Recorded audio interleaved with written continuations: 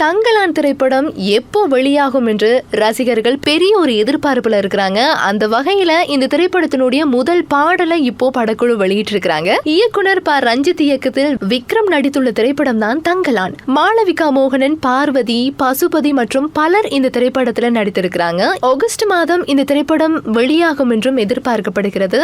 அண்மையில் கூட இந்த திரைப்படத்தினுடைய ட்ரெய்லர் வெளியாகி ரசிகர்களிடம் பெரிய ஒரு வரவேற்பையும் பெற்றிருந்தது. அது மட்டுமல்லாமல் இந்த திரைப்படம் தமிழ், தெலுங்கு, மலையாளம், கன்னடம் மற்றும் ஹிந்தி ஆகிய மொழிகளிலும் வெளியாக இருக்கிறதாகவும் சொல்லப்படுகிறது. இந்த நிலையில தங்கலான் திரைப்படத்தினுடைய மினிக்கி மினிக்கி என்ற பாடல் வெளியாகி இருக்கிறது. உமாதேவி எழுதியுள்ள இந்த பாடலை சிந்தூரி விஷால் அழகா பாடியிருக்கிறாங்க.